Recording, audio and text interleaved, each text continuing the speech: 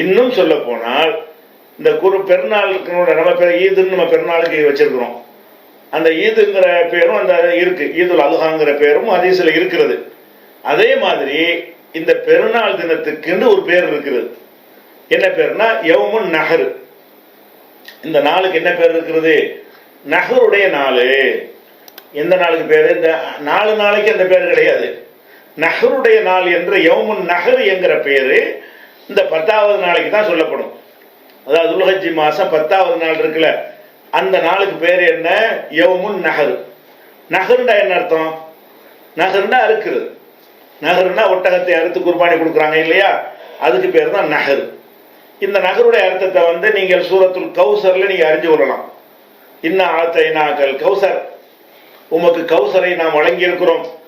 சல்லிலி ரப்பிக்க, உமது இறைவனுக்காக தொழுவீராக. One hour, நகர் செய்வீராக.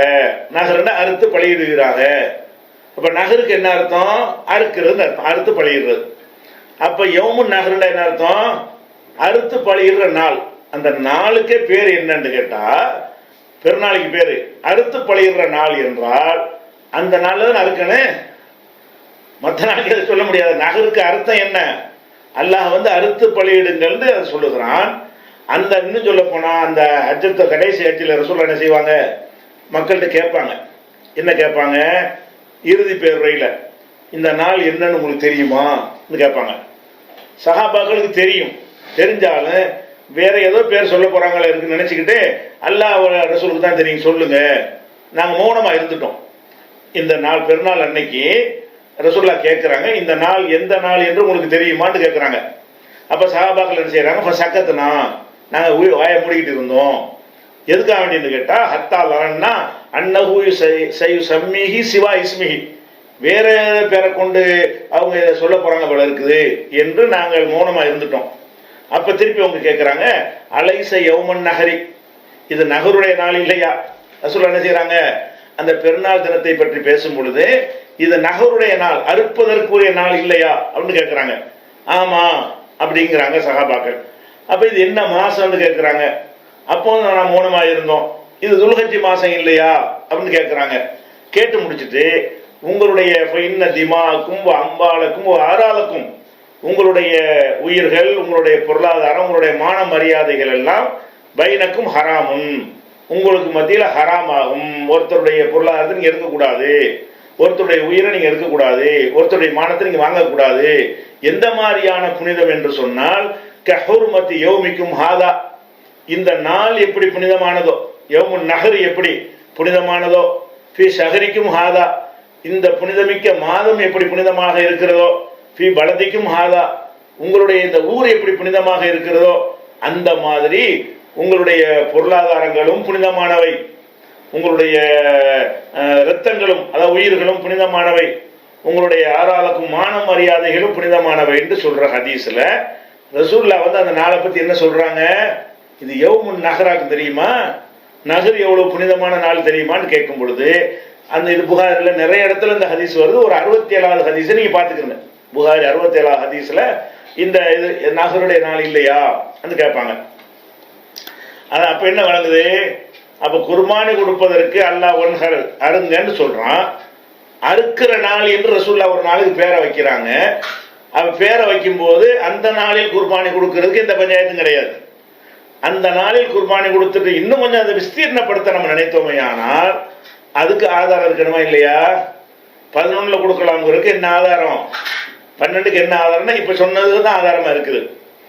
அதே மாதிரி இன்னொரு ஹதீஸ் புகாரில 968வது ஹதீஸ், அதுல என்ன வருதுன்னு கேட்டா, ஹதபனன் நபியு ஸல்லல்லாஹு அலைஹி வஸல்லம் யௌமன் நஹரி, ரசூல் ஸல்லல்லாஹு அலைஹி வஸல்லம் அவர்கள் நஹருடைய நாளில் எங்களுக்கு ஹுத்துபா உரை நிகழ்த்தினார்கள்.